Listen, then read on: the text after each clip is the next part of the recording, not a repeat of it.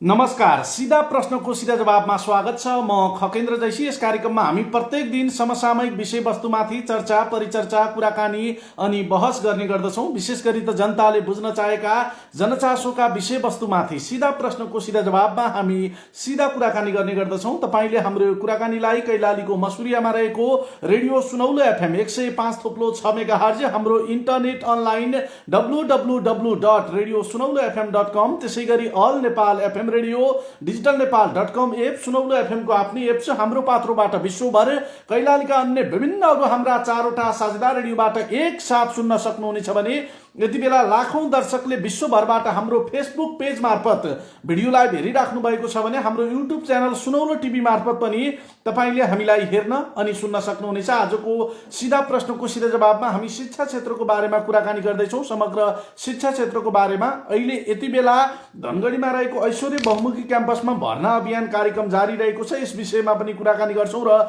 विशेष गरी कोरोना भाइरसको प्रभावले गर्दा शिक्षा क्षेत्रमा परेको असरको विषयमा पनि आजको सीधा प्रश्नको सीधा जवाबमा कुराकानी गर्नेछौँ। कुराकानीको लागि हामीसँग धनगढीमा रहेको त्रिभुवन विश्वविद्यालयबाट सम्बन्धन प्राप्त ऐश्वर्य बहुमुखी क्याम्पसका क्याम्पस प्रमुख धर्मदेव भट्ट आजको सीधा प्रश्नको सीधा जवाबमा अतिथिको रूपमा कुराकानीको लागि हुनुहुन्छ। उहाँलाई हामी कार्यक्रममा स्वागत गर्छौँ। धर्मदेव भट्टजी, यहाँलाई स्वागत छ सीधा प्रश्नको सीधा जवाबमा खगेन्द्र जैसीको साथमा। धन्यवाद सर।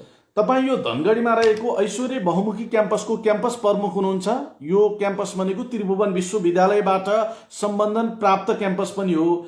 खासमा यति बेला ऐश्वर्य बहुमुखी क्याम्पसमा भर्ना अभियान जारी भइरहँदाखेरि अन्य क्याम्पसमा पनि सँगसँगै भर्ना अभियान जारी छ। अन्य क्याम्पसलाई छोडेर ऐश्वर्य बहुमुखी क्याम्पसलाई नै विद्यार्थी र अभिभावकले किन रोज्ने? धर्मदेव भट्टजी, धन्यवाद यहाँको प्रश्नको लागि।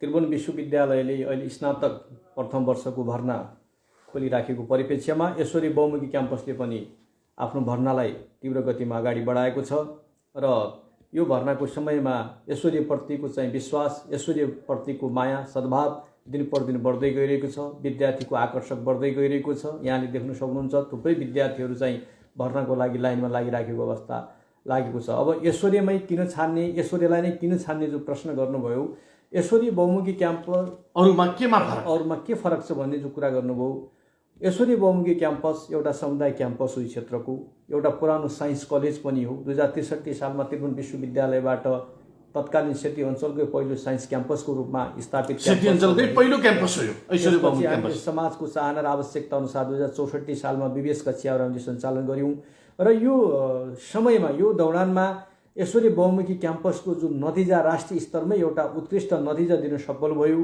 त्यो एउटा छान्ने एउटा उपज पनि हो। देशभरमा उत्कृष्ट नतिजा दिन सफल छ यो क्याम्पस, अवश्य दिएको छ भने अर्कोतिर छोटो समयमा सायद ऐश्वर्य बहुमुखी क्याम्पसले QAA क्वालिटी एस्युरेन्स एक्रेडिटेसन गुणस्तर सुनिश्चितता प्रमाणपत्र ऐश्वर्य बहुमुखी क्याम्पसले प्राप्त गरेको छ भने गत वर्ष यो प्रदेश सरकारले शिक्षा क्षेत्रमा गुणस्तरीय शिक्षा प्रदान गरे बापत यस क्याम्पसलाई एउटा प्रदेशको नमुना क्याम्पसको रूपमा पनि घोषणा र सम्मान गरेको कुराहरू पनि यहाँका अगाडि सर्विँदैछ भने त्यसभित्र सञ्चालक समितिको चाहिँ उत्कृष्ट क्याम्पस हो ऐश्वर्य बहुमुखी क्याम्पस। व्यवस्थापन समितिको चाहिँ कुशल व्यवस्थापन, सल्लाहकार समितिको सल्लाह, शिक्षक साथीहरूको दक्षता, संस्थाप्रतिको टिमवर्क राम्रो छ तपाईहरुको कारणले ऐश्वर्य बहुमुखी क्याम्पस प्रति विद्यार्थीको आकर्षक, समाजको आकर्षक दिन प्रतिदिन बढ्दै गइरहेको छ। यस्ता थुप्रै आधारहरू छन् किनभने एउटा यो चाहिँ सामुदायिक क्याम्पस हो। समाजप्रति यसको उत्तरदायित्व छ र यसको निगरानी समाजले गरिराखेको कारणले, यस कारणले पनि अभिभावक, विद्यार्थी सबैको रोजाइमा ऐश्वर्य बहुमुखी क्याम्पस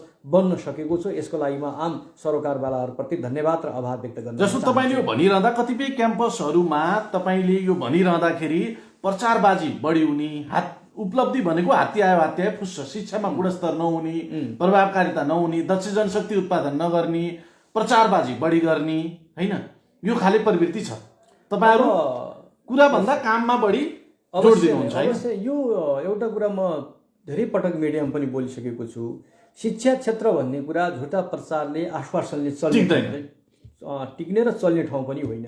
यहाँ पनि यथार्थता, शिक्षकहरूको मेहनत, लगनशीलता, इमान्दारिता, आफ्नो पेसाप्रतिको जो इमान्दारिता जसले देखाउन सक्यो, जसले समय सापेक्ष अनुसार जनशक्तिले आफूलाई परिमार्जित र परिवर्तन गर्न सक्यो, त्यो कारणले मात्र संस्था टिक्ने कुरा हो। यो अहिले तपाईँ चाहिँ यो तपाईँको चाहिँ यो राजनीतिक दलको चाहिँ प्रचार चुनावमा बोल्या जस्तो प्रतिबद्धता गरे जस्तो चाहिँ होइन। अलि फरक पार्ट हो यो शिक्षा क्षेत्र। हामी के गर्न सक्छौँ त्यतिसम्म हामीले बोल्ने, हामीले के गरेका छौँ त्यति मात्र बोल्ने हो। यहाँनिर धेरै ठुला कुराहरू गरेर हुँदैन, हामी सक्ने जति गर्ने हो। जो आज यहाँ देखिराख्नु भएको छ अहिलेको समाजको आवश्यकता अनुसार ईश्वरीय बहुमुखी क्याम्पसले यहाँहरू सबैको सल्लाहमा, एउटा व्यक्ति गौण हो, व्यक्तिले केही गर्न सक्दैन, तपाईँ हामी सबैको सहयोगले मुख्य जिम्मेवारी त तपाईँको काँधमा छ नि त। यो क्याम्पसलाई कस्तो बनाउने भन्ने मुख्य जिम्मेवारी तपाईँको काँधमा छ।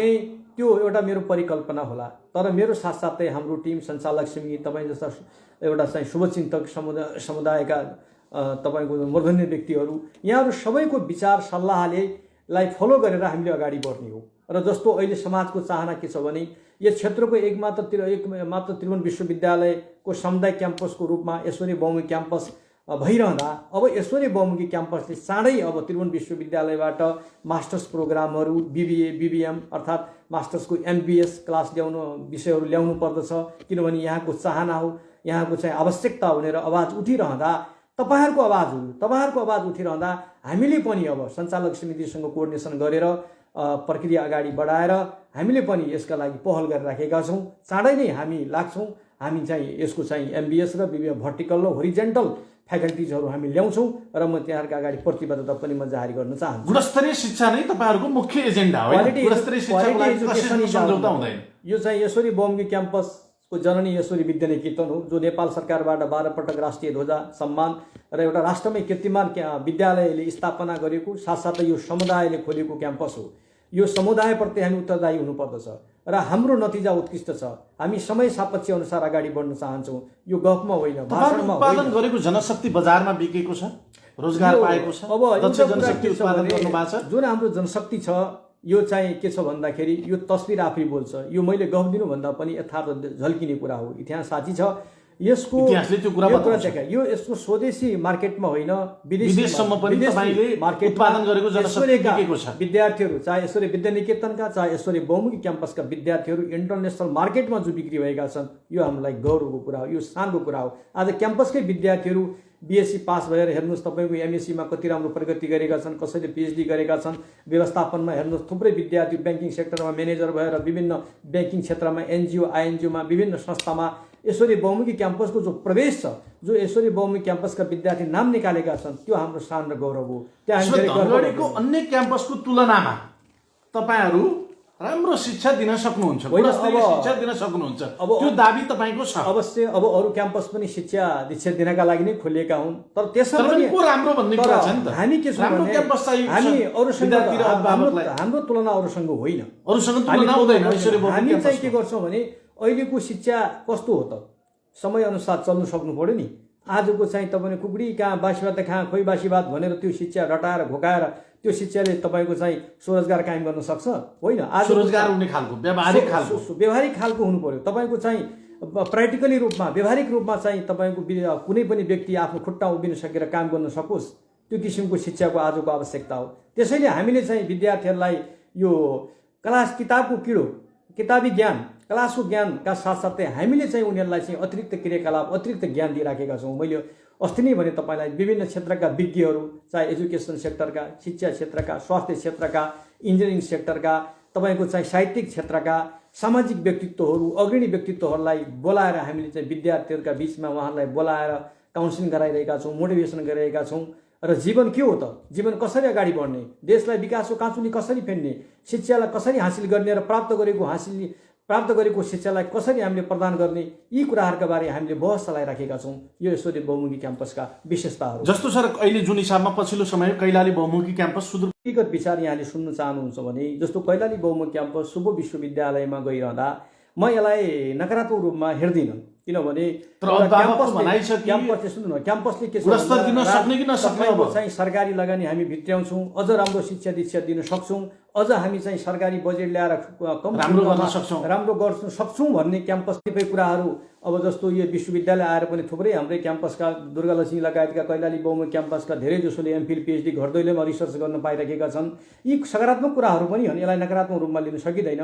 तर अब सरले भने जस्तै अब कैलाली बहुमुखी क्याम्पस उता गइसकेपछि चाप कस्तो छ भन्नुहुन्छ भने अब चाप त यसको दिन प्रतिदिन सालसालै बढ्दै गइरहेको छ। यहाँ देख्न सक्नुहुन्छ, सरले यही झ्यालबाट पनि हेर्न सक्नुहुन्छ, झनै आकर्षण बढ्दैछ दिन प्रतिदिन ऐश्वर्य बहुमुखी क्याम्पसमा। आकर्षक बढेको छ, विद्यार्थीहरू आउने चाप बढेको छ। तर यो चापलाई हामी राख्न सक्ने कि नसक्ने यो एउटा प्रश्न छ। यसका लागि सञ्चालक समितिसँग, अध्यक्षज्यूसँग, समितिका साथीहरूसँग कुरा पनि भइरहेछ।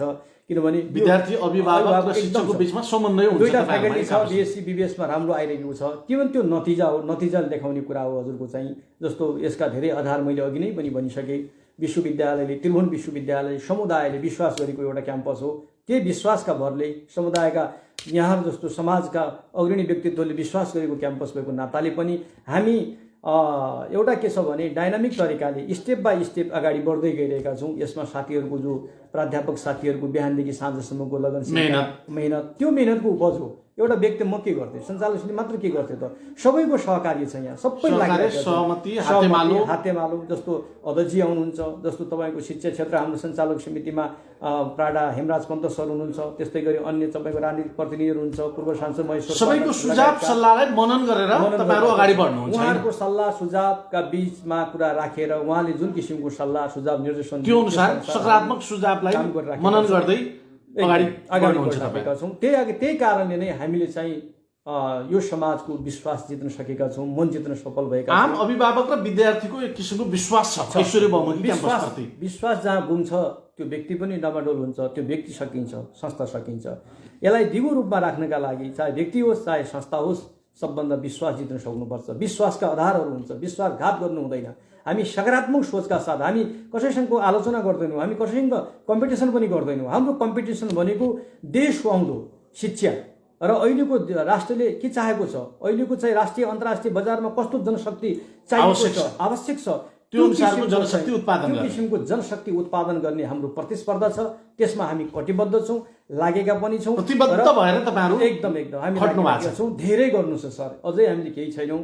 यहाँहरूको सबैको सहयोगले समाजको राजनीतिक दल, स्थानीय सरकार, प्रदेश सरकार, यहाँहरूको बुद्धिजीवी सबैले हामीले चाहिँ एउटा जो सफलता लिएका छौँ, सबै यहाँहरूका धन्यवादका पात्र हुनुहुन्छ। तपाईँहरू आएर जो धन्यवाद सर राम्रो गर्नुभएको छ, मिहिनेत गर्नुभएको छ, सकारात्मक सोचका साथ जुन एउटा सुझाव दिनुहुन्छ, यो सराहनीय छ। यहाँप्रति आभार पनि व्यक्त गर्न म चाहन्छु। जस्तो सर अब पछिल्लो समयमा जुन हिसाबमा कोरोना भाइरसले कुनै पनि क्षेत्र अछुतो रहन नसकेको अवस्थामा समग्र हिसाबमा यो विश्वभरि फैलिएको कोरोना भाइरस कोभिड-19 को महामारीले यो शिक्षा क्षेत्रमा हाम्रो देशमा कस्तो प्रभाव पारेको पाउनुभयो? समग्र हिसाबमा यसको प्रभाव, कोरोनाको प्रभाव शिक्षा क्षेत्रमा कस्तो छ? अब कोभिड-19ले, कोरोना भाइरसले शिक्षाका साथसाथै मैले अघि भने आर्थिक पक्ष, सामाजिक पक्ष, राजनीतिक पक्ष, सांस्कृतिक पक्ष, औद्योगिक क्षेत्र, कृषि क्षेत्रका साथसाथै सबभन्दा बढी त्यसको साथसाथै शिक्षा क्षेत्रमा यसको असर परेको छ। तपाईँले थाहा पाउनुभयो होला, शिक्षा क्षेत्रको असरले नै अन्य क्षेत्रमा असर पर्छ। यसको जननी शिक्षा हो। शिक्षा क्षेत्रको असरले अन्य सेक्टरमा असर पर्छ, हरेक क्षेत्रमा प्रभाव पार्छ। यसको असरले अन्य क्षेत्रमा प्रभाव पार्छ। आज यहाँ देखिराख्नु भएको छ, सुन्नुभयो होला, 90 तपाईँको चाहिँ लाख विद्यार्थीहरू शिक्षाबाट वञ्चित छन् होइन। 90 त्यति विद्यार्थीहरू हाम्रो तपाईँको चाहिँ पढ्नबाट वञ्चित छन्। त्यस्तै गरी तपाईँको चाहिँ समयमा तपाईँको इक्जाम हुन सकेन, तपाईँको चाहिँ सिलेबस तयार गर्न सकेन, पाठ्यक्रम सञ्चालन हुन सकेन, परीक्षा प्रणाली ब्रेक भयो, तपाईँको चाहिँ टियुको क्यालेन्डर चाहिँ सिस्टमले चल्न सकेन। यी थुप्रै यसको असर परेको साथसाथै विद्यार्थी, शिक्षक, अभिभावकमा नकारात्मक चिजको असर, नकारात्मक कुराको विकास हुन थाल्यो र यसले चाहिँ ठुलो चाहिँ एउटा खाडल, एउटा मनोवैज्ञानिक असर परेको हो। तर पनि मैले के भनेको छु भने त्यसको असर पर्नका साथसाथै के भइरहेछ भन्नुहुन्छ, त्यसका केही च्यालेन्जिङ केही अवसर पनि हामीलाई दियो। जस्तो हामी पहिला एउटा चक र डस्टरको रूपमा शिक्षकको रूपमा आफू परिभाषित गर्थ्यौँ भने आज त्यो चक र डस्टर हुने ठाउँमा शिक्षकहरूसँग ल्यापटप छ, क्लासमा प्रोजेक्टर छ, यहाँहरूको सिसिटिभी छ, प्रोजेक्टर छ, ल्यापटप छ र शिक्षकहरू प्रविधिबाट तपाईँ पढाइराखेका छन् भने यो एउटा विकास, यो किसिमको ट्रेन्ड कसरी आयो, यो किसिमको सिर्जना कसरी हो त कोभिडका कारणले हरेक कुरालाई सकारात्मक रूपमा लिन सक्नुपर्छ हामी। असर त पर्यो नै, ठुलो असर पर्यो होइन। ठुलो एउटा विद्यार्थी हाम्रा पढ्नबाट वञ्चित भए। शिक्षक विद्यार्थी मात्र होइन, सिङ्गो अभिभावक, तपाईँको शिक्षक, तपाईँको चाहिँ हामी सबै असरमा पर्यो। तर पनि यसको चाहिँ केही एउटा अवसर पनि हामीले पायौँ नि। जस्तो आज देखिराख्नु भएको छ नि, शिक्षकहरूले, मैले भने ल्यापटपको कुरा गरेँ नि, यो अवसर त यहाँबाट मिलेको हो नि।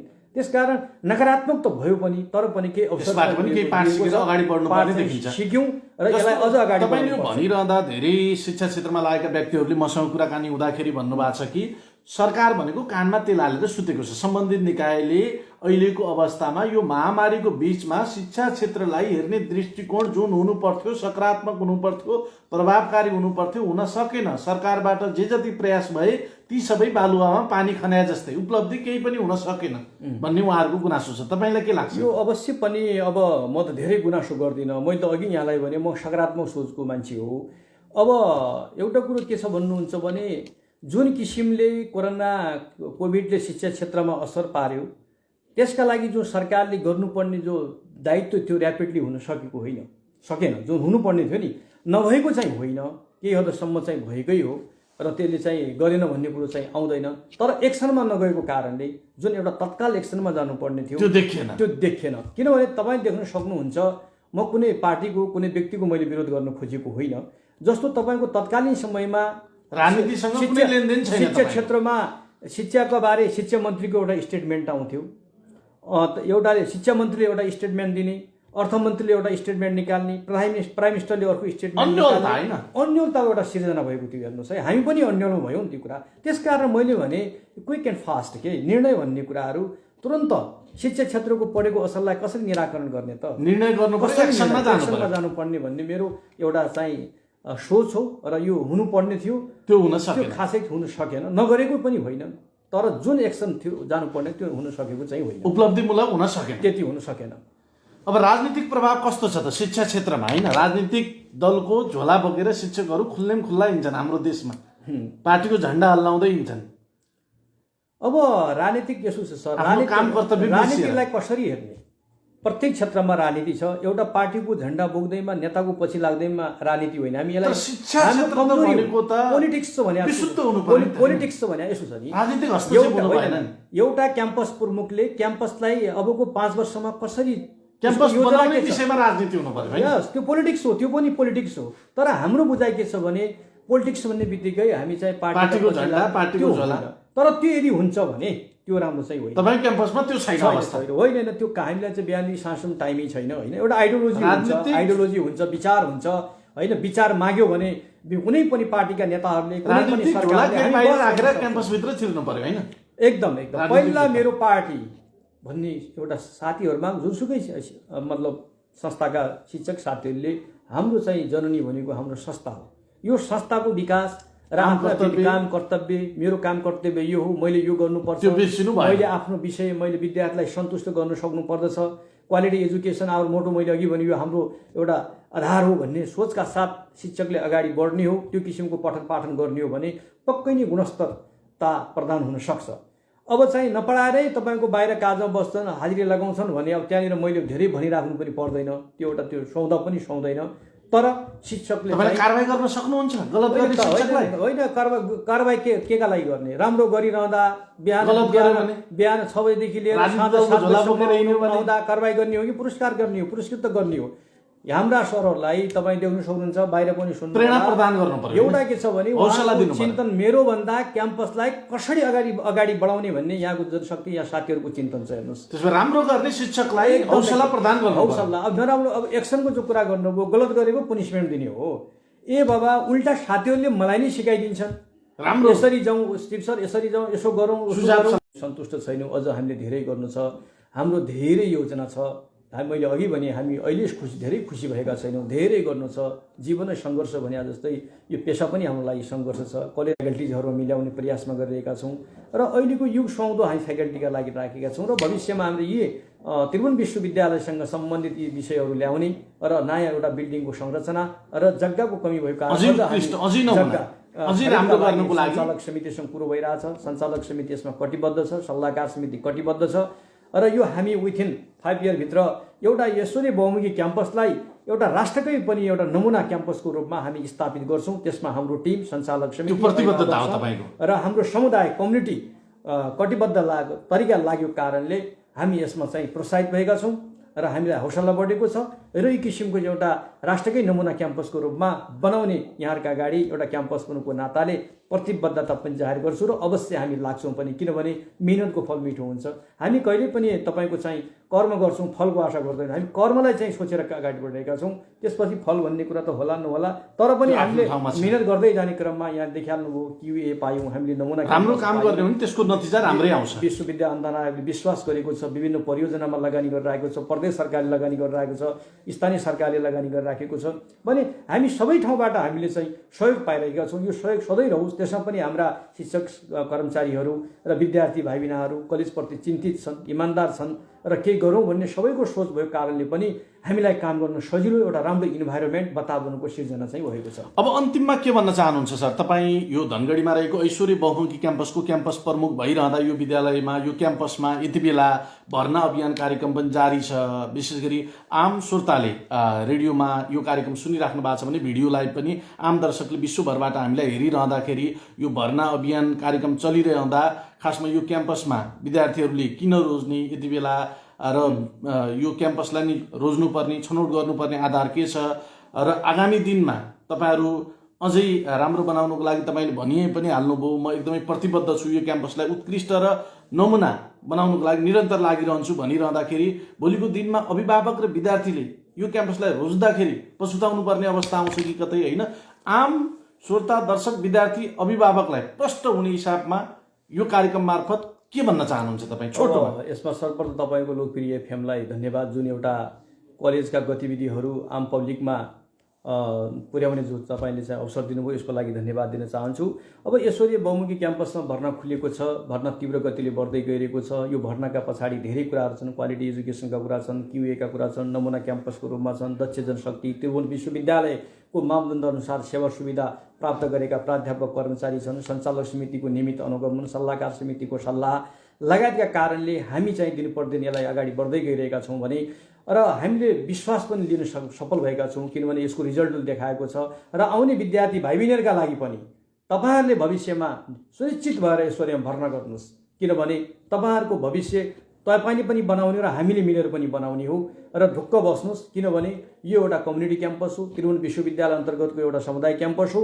हामी समय सापेक्ष अनुसारको शिक्षा तपाईँलाई दिन चाहन्छौँ र यसका साथसाथै कलेजका विद्यार्थीको बहुमुखी प्रतिभा बनाउनका लागि, प्रतिभाका धनी बनाउनका लागि पनि हामी सेमिनारहरू गर्छौँ, गोष्ठी गर्छौँ। विभिन्न तपाईँको विज्ञहरू मैले अघि पनि बोलाएर चाहिँ विद्यार्थीहरूलाई हौसला दिने, प्रेरणा दिने, सकारात्मक सोचेर कसरी अगाडि बढाउने यो किसिमको हामी काम गरिरहेका छौँ। र म अन्त्यमा के भन्न चाहन्छु भने तपाईँहरूको मेन कुरा के हुन्छ भने चाहे एउटा क्याम्पस, चाहे समुदाय, जुनसुकै पनि व्यक्ति संस्थाले सकारात्मक सोच राख्नुपर्छ र हामीले कसैका लागि पनि राम्रो गरेको छ भने राम्रो त छ है भनिदिनु पर्दछ। त्यहाँनिर विरोध गर्नु हुँदैन, त्यहाँनिर अब्जेक्सन गर्नु हुँदैन। राम्रोलाई राम्रो र गलत छ भने सुझावको रूपमा दिने हो। मैले अघि पनि भने विकसित मुलुकहरूमा तपाईँको चाहिँ एउटा ठुलो समीक्षा हुन्छ, छलफल हुन्छ, एउटा नतिजा, कुनै शङ्का, कुनै युनिभर्सिटीको नतिजा प्रकाशित भइसक्यो भने राम्रो नराम्रो के भयो त्यसको बारे समीक्षा हुन्छ, राम्रोलाई सम्मान गरिन्छ, कमजोर छ भने उसका बारे फिडब्याक दिइन्छ र यसरी सकारात्मक तरिकाले अगाडि बढ्न सक्यो भने एउटा व्यक्ति पनि अगाडि बढ्न सक्छ, समुदाय अगाडि बढ्न सक्छ, संस्था अगाडि बढ्न सक्छ भन्ने मेरो मान्यता छ। तर जुन अहिले चाहिँ ऐश्वर्यमा जो भर्नाको जो तपाईँ देख्नुभयो तीव्र रूपमा जो भिड देखिराख्नु भएको छ, यो क्याम्पसको एउटा सफलता हो। विद्यार्थी र अभिभावकको एउटा रोजाइमा पढ्न सफल भएको छ। यसका लागि आम कम्युनिटीका सम्पूर्ण तह र तबकाका आदरणीय व्यक्तित्वहरूप्रति आभार व्यक्त गर्छु र मेरो टिम र आदरणीय सञ्चालक समिति र आदरणीय सल्लाहकार समितिहरूप्रति आभार व्यक्त गर्न मन हस्। Thank you so much. गुणस्तरीय शिक्षाको लागि निरन्तर हिसाबमा कटिबद्ध भएर लागिराख्नुहोस्। खगेन्द्र जैसी र सुनौलो एफएमको शुभकामना छ। Thank you so much. धन्यवाद। हवस् त श्रोता अनि दर्शकहरू, आजका लागि सिधा प्रश्नको सिधा जवाबको निर्धारित समय यही सकिन्छ। आजको सिधा प्रश्नको सिधा जवाबमा हामीले त्रिभुवन विश्वविद्यालयबाट सम्बन्धन प्राप्त ऐश्वर्य बहुमुखी क्याम्पस धनगढीका प्रमुख धर्मदेव भट्टसँग आजको सिधा प्रश्नको सिधा जवाबमा कुराकानी अनि बहस गर्यौँ। आफ्नो अमूल्य समयका बावजुद हामीसँग कुराकानी गरिदिनु भयो, उहाँलाई धन्यवाद। तपाईँ सम्पूर्ण श्रोता दर्शकप्रति आभार व्यक्त गर्दै सम्पूर्ण युनिट सहित खगेन्द्र जैसी बिदा हुन्छु। नमस्कार।